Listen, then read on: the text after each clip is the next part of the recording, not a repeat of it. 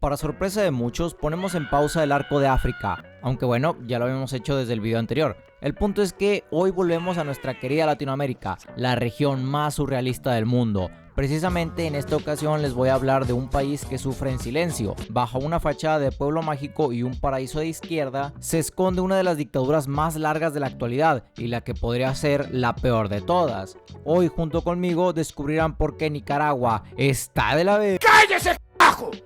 Como dije al principio, Nicaragua tiene una fachada muy pintoresca. Su capital, Managua, resalta por su limpieza y aura de pueblo mágico. Lamentablemente, al igual que casi toda Latinoamérica, la desigualdad social y la inestabilidad política es el pan de cada día. Bastante irónico si tomamos en cuenta que es la misma ideología política la que lleva impuesta desde los años 60. Pero para entender la situación actual de Nicaragua y su crisis sociopolítica, primero tenemos que hablar de su contexto histórico. Si bien la historia del territorio nicaragüense se remonta a literalmente milenios en el pasado, lo cual no es una exageración, según evidencias arqueológicas se estima que ya había pequeños asentamientos humanos desde el 8000 a.C. El punto histórico que realmente nos importa podría ser cerca de la primera interacción con nuestros amados y odiados hermanos españoles. Durante el año 1502, Cristóbal Colón realizó su cuarto viaje por América y visitó el entonces dividido Nicaragua. En dicha época, la región estaba separada por las diversas culturas que residían ahí, como los mayangas, matagalpas, ulguas, misquitos y muchos otros más. Y ya sé, seguramente pensaron, aquí inicia el clásico arco de la esclavitud. Pues no exactamente. La conquista de la región no llegaría sino hasta el año 1522 con las exploraciones de Gil González Dávila, quien se enfrentaría a la mítica figura de la región, Nicarao. Y digo mítica porque hay quienes se debaten si este realmente existió, pero lo que es verdad es que su nombre inspiró al nombre que tendría la región en el futuro, Nicaragua. Durante la campaña de conquista española, Francisco Hernández de Córdoba fundaría las dos primeras ciudades de la región, siendo estas Granada y León, por lo que este personaje es considerado como el fundador de Nicaragua, aunque esta historia tendría un terrible plot twist, ya que Francisco Hernández sería decapitado por sospechas de traición. La neta, pobre cabrón. Por eso no hay que darlo todo en el jale, amigos. Siempre pasan cosas como que no te dan el puesto que querías, el aumento se lo dan al amigo del patrón o terminas decapitado. Una vez formada la provincia de Nicaragua en 1527, por fin comenzaría el clásico arco de la esclavitud. Los nativos de la zona serían explotados para la explotación y recolección de recursos naturales de la zona, como la caña de azúcar, el maíz y la semilla del café. Y por si la explotación laboral y el maltrato físico al que fueron sometidos fuera poco, gran parte del pueblo sería víctima de las múltiples enfermedades extranjeras ante las cuales no tenían defensas. Vaya, esta historia ya se la saben, básicamente se repite en toda América Latina. En honor a la verdad, la región de la actual Nicaragua todavía no existía como tal, ya que la costa este de la región funcionaba como un reino independiente conocido como la Nación Misquita o Reino Mosquito. Por el año 1687 este se convertiría en un protectorado británico, pero ojo acá, que esto no fue solo mero trámite. Estos dos cabrones hicieron un desmadre en la región, ya que con el apoyo del Reino Mosquito, los británicos sostuvieron varios conflictos con los españoles, como la batalla del río San Juan. Aunque bueno, España saldría como vencedor, y en 1812, durante las Cortes de Cádiz, unificarían toda la región con su vecino del sur, formando así la provincia de Costa Rica y Nicaragua.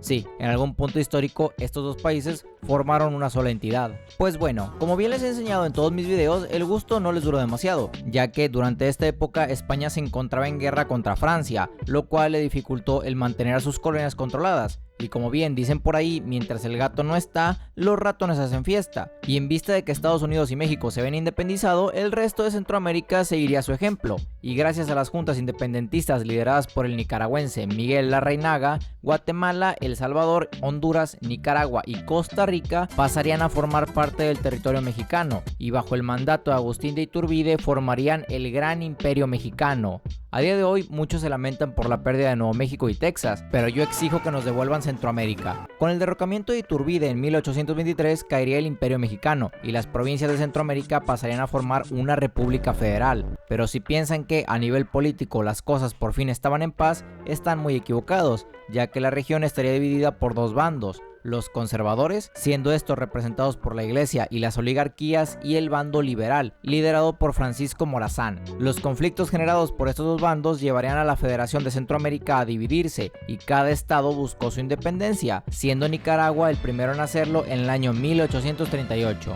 Teniendo por fin su tan ansiada independencia, ¿Nicaragua tuvo la paz que tanto buscó?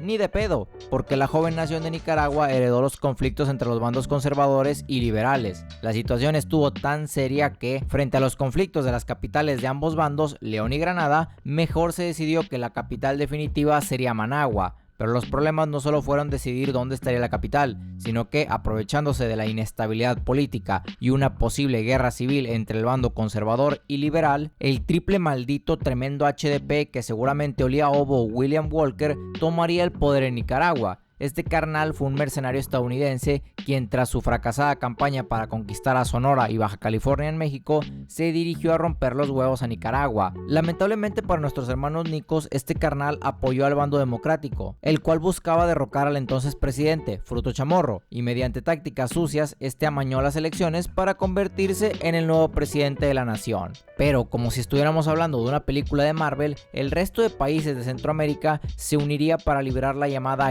Nacional de Nicaragua. Costa Rica sería pieza clave para derrocar a Walker y por fin expulsar a los filibusteros de la región. Aunque habían conseguido expulsar a los gringos de la región, la inestabilidad política no terminó con eso. De 1858 a 1893 tuvo lugar un gobierno liderado por el bloque conservador, en el cual se consiguió recuperar la economía tras el desastre de la guerra anterior. Pero no todas fueron buenas noticias, ya que la desigualdad social y económica no solo seguía existiendo, sino que se fortaleció. Esto llevó al levantamiento rebelde del bando liberal, liderado por José Santos Zelaya, quien se convertiría en el nuevo presidente de Nicaragua. Y aquí sí vale la pena detenerse y analizar el gobierno de Zelaya, ya que hay quienes lo reconocen como el padre de la actual Nicaragua y otros que lo ven como un dictador de mierda. Por un lado, este buscó restarle poder a la iglesia y volver a la educación laica, incrementó el comercio marítimo e inició la construcción de ferrovías, pero también es verdad que su gobierno estuvo marcado por el incremento del poder a la milicia y la corrupción entre las altas esferas políticas. Zelaya llegó a confiscar muchos terrenos que eran propiedad de la iglesia para entregárselos a sus familiares y amigos. A eso hay que sumarle que desarrolló una muy tensa relación con el gobierno de los Estados Unidos. Y ya saben lo que dicen, nadie se mete con el tío Sam. Mediante la carta Knox, en la cual se acusaba a Zelaya de ser un dictador, tener las cárceles llenas de prisioneros políticos y ser una amenaza para la libertad de Centroamérica, Estados Unidos fomentó el golpe de estado que llevaría al derrocamiento de Zelaya. Si me dieran $1 por cada vez que menciono un golpe de estado en alguno de mis videos, tendría como $30. Lo cual tal vez no sea demasiado, pero es curioso que se repita tantas veces. En los años venideros, Nicaragua fue gobernada nuevamente por el bando conservador, el cual tenía el respaldo de Estados Unidos, pero ni eso evitaría el levantamiento de un nuevo golpe de estado, en esta ocasión liderado por Emiliano Chamorro. Y pongan particular atención en esta parte, amiguitos, ya que estamos hablando de un momento canónico para Nicaragua. Durante 1926 a 1927 tomaría lugar la llamada Guerra Constitucionalista de Nicaragua, donde el bando conservador sería apoyado de nueva cuenta por Estados Unidos, pero del lado liberal se alzaría la que posiblemente sea la imagen más icónica de la historia nicaragüense, Augusto César Sandino. A este personaje se le atribuye la expulsión de los gringos del territorio nicaragüense, pero en un plot twist digno de Berserk, este sería traicionado y fusilado por Anastasio Somoza García, quien había recibido apoyo económico y militar de Estados Unidos. ¿Será acaso que puedes dejar de intervenir y desestabilizar países latinos al menos 5 minutos? Con la victoria del Partido Liberal Nacionalista comenzaría la conocida como Era Somoza, donde Anastasio Somoza y sus familiares compartirían el poder de la nación desde 1936 hasta 1979. Durante este régimen dictatorial se dieron muchos casos de represión social, censura y corrupción. A eso hay que sumarle la baja calidad de vida de los nicaragüenses, debido a que durante el gobierno de Anastasio Somoza Jr., menos de la mitad de la población tenía acceso a agua potable. Aproximadamente el 60% era analfabeta y únicamente el 10% de la gente tenía acceso a atención médica básica. Evidentemente, todo lo anterior creó el contexto perfecto para un levantamiento armado de la población, el cual llegó en forma del Frente Sandinista de Liberación Nacional. Cabe mencionar que estas revueltas tuvieron lugar durante la Guerra Fría, lo cual, para sorpresa de absolutamente nadie, tuvo como consecuencia que el régimen Somoza siguiera con el apoyo de Estados Unidos y el FSLN consiguiera el apoyo de la Unión Soviética. Mediante una guerra civil, este último bando consiguió expulsar a la dinastía Somoza de la nación, aunque el precio fue bastante alto, ya que se estima que cerca de 70,000 personas murieron en el conflicto. El cambio de régimen vino de la mano con el primer mandato de uno de los líderes más importantes del movimiento sandinista, Daniel Ortega, y apréndanse este nombre porque será clave para más adelante. El primer mandato de Ortega es recordado por la severa crisis económica que enfrentó el país, lo cual ayudó a la llegada al poder a la líder de la oposición, Violeta Barrios de Chamorro, quien sí logró estabilizar la economía en sus primeros años, pero frente a varios desastres naturales vino una nueva crisis, la cual no mejoró pero para nada en los años siguientes. Nicaragua llegó a tener cerca de un 80% de pobreza. Lo peor es que mientras la mayoría de gente se cagaba de hambre, los políticos se retiraban con los bolsillos llenos. Llegados al 2007 se vendría un resurgir del movimiento sandinista, gracias al descontento de la población por la pésima gestión de la oposición en los años anteriores. Daniel Ortega sería reelecto como presidente de Nicaragua y a día de hoy, a casi 20 años de estos eventos, continúa en el poder. Pero para hablar de su largo mandato ya tendríamos que entrar de lleno en la actualidad de Nicaragua. Cuando se habla de dictaduras en América, normalmente pensamos en los sospechosos comunes, la Venezuela de Maduro o la Cuba de Castro. Que sí, ya sé, el actual presidente de Cuba es Díaz-Canel, pero en la práctica es la misma mierda. Pero aparte de estos carnales, Nicaragua también se suma a esta infame lista. Porque sí, recuerden que la historia de Daniel Ortega es muy parecida a la de los dictadores antes mencionados. Ortega llegó al mandato presidencial después de haber sido parte de la revolución del FSLN, y los primeros años de su régimen parecen sacados del manual del dictador latino: reformas agrarias, expropiación de empresas y una mayor intervención estatal en el mercado. Y ojo acá, no les fue mal, sobre todo porque tenían el apoyo económico del bloque rojillo. Pero para la mala suerte de Ortega, se desataría una nueva guerra civil en Nicaragua, en donde el bando opuesto recibía el apoyo económico de Estados Unidos. Con la caída de la URSS, Ortega perdió mucho apoyo, y Estados Unidos consiguió presionar al gobierno de Nicaragua para que se libraran elecciones libres. Algo así como lo que pasó en Venezuela, pero a diferencia de Maduro, Ortega sí tuvo la decencia de no amañar las elecciones, lo cual lo llevó a perder la presidencia en el pasado, para que vean que Maduro podrá ser estúpido, pero pendejo no es. Pero la retirada de Ortega de la política realmente no duró mucho, ya que este volvió en 2006, y con esto inició uno de los regímenes más duraderos de toda América, ya que acumulados lleva casi 30 años en el poder.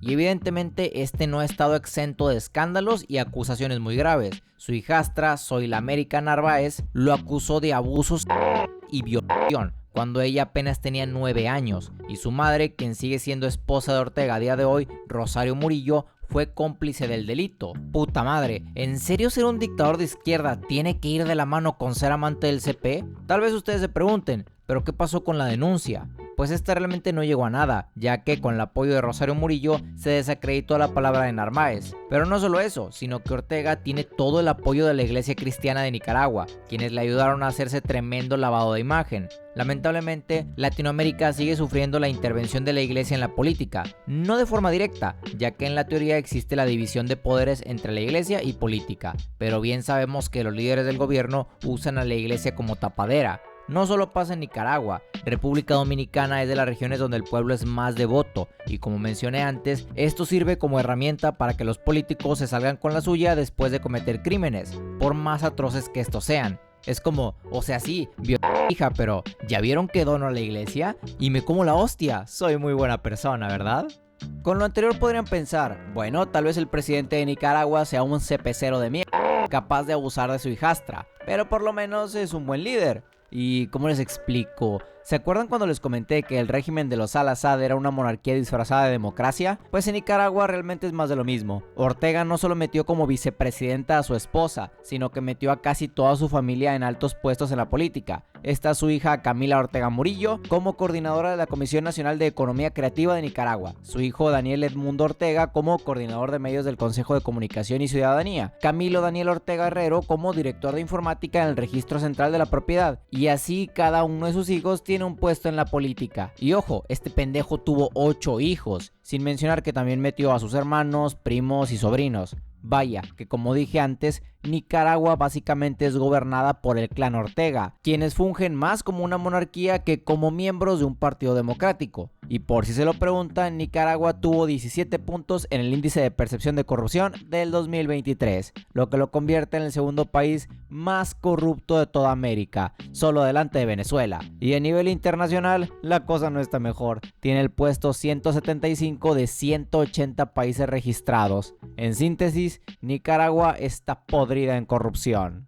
Ahora bien, tenemos un presidente amante de cuties y uno de los estados más corruptos del mundo, pero ¿qué tal su economía? Pues para sorpresa de muchos, estaba bastante bien, por lo menos en la primera década de su mandato. Nicaragua exporta café, algodón, ajonjolí, caña de azúcar y más recursos naturales, además de sus productos textiles y minerales. Durante una década entera, el PIB interanual de Nicaragua estaba creciendo en un 5%, lo cual es un chingo. ¿Pero a qué se dio tremendo crecimiento económico? Pues a que Ortega se dio cuenta de que todas esas ideas sandinistas sobre expulsar a los gringos estaban bastante bien, pero estaba mejor el dinero americano. Por este motivo, no solo fortaleció sus relaciones comerciales con el tío Sam, sino que fomentó la inversión extranjera mediante concesiones y permisos. Pero también hay que resaltar el hecho de que, si no fuera por el apoyo de Venezuela, este crecimiento no habría llegado, ya que el gobierno de Chávez le vendía su petróleo a bajo costo a Nicaragua. Pero esto es como siempre digo, el gusto no les duró demasiado. Cuando comenzó el régimen de Nicolás Maduro, Venezuela se volvió un caos económico, y lo primero que hicieron fue cerrar la tiendita del petróleo a bajo costo.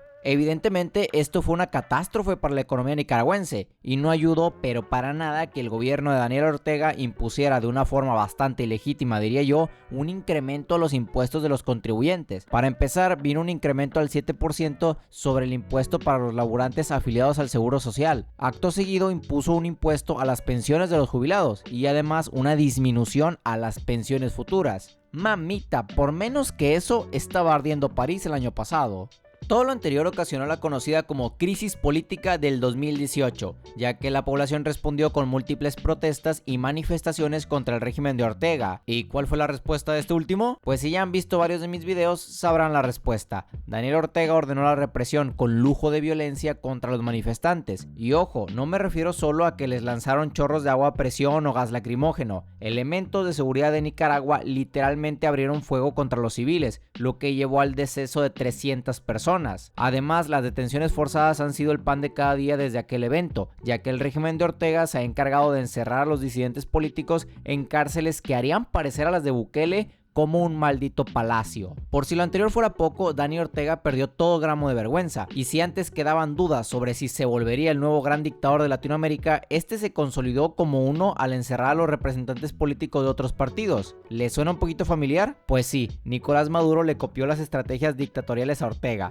Para que se den una idea, según un estudio sobre la radicalización dictatorial a nivel mundial, publicada por The Economist, Nicaragua se ubica entre las 8 peores dictaduras de todo el mundo, compartiendo el deshonroso podio con países como Myanmar, Afganistán, Somalia e incluso Corea del Norte. Mi cabrón, la gente tiene mayor libertad en Cuba, Turkmenistán, Eritrea e incluso en Libia antes que en Nicaragua. La cosa se ha llegado a poner tan intensa que incluso ondear la bandera nacional puede ser motivo suficiente para una detención forzada. Como esta se convirtió en la insignia del movimiento del 2018, Ortega ha hecho todo lo posible por reemplazarla por la bandera del FSLN. Y la paranoia de Ortega no termina ahí, ya que en los años más recientes de su dictadura, este ha encarcelado a antiguos aliados por sospechas de traición, entre los cuales se pueden incluir a varios empresarios que solían ser íntimos suyos, como el caso del dueño de Banpro de Nicaragua. También volteó su mirada a la iglesia, al encarcelar a un obispo por casi 25 años a prisión,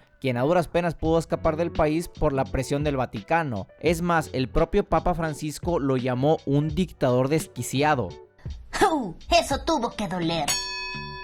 Resumiendo todo lo expuesto en este video, Nicaragua ha pasado por altas y bajas en su historia, pero sin lugar a dudas la era de los Ortega es el punto más oscuro que ha vivido la nación. Como solución, su gente solo ha encontrado escapar del país. En apenas 6 años ya ha escapado poco más del 10% del total de la población, quienes toman como destino a Estados Unidos. Pero en vista de las dificultades para cruzar la frontera, un porcentaje muy importante ha tomado como nuevo destino a Costa Rica, quien en menos de un año ya ha recibido a más de 200,000 personas. Lamentablemente la situación de Nicaragua no parece que vaya a mejorar en el futuro próximo, ya que el clan Ortega tiene el control total del gobierno. Su dictadura ha sido tan implacable que haría sonrojar al mismísimo Nicolás Maduro. Incluso representantes de la izquierda como Gabriel Boric, presidente de Chile, y Lula da Silva de Brasil han dado la espalda al líder nicaragüense, quien solo ha obtenido el apoyo de los sospechosos comunes, Rusia y China. Mientras que Estados Unidos y la Unión Europea no dejan de ponerle sanciones económicas y restricciones políticas. Pero al final del día todos sabemos que quienes realmente sufren las consecuencias de esta situación es la propia población nicaragüense.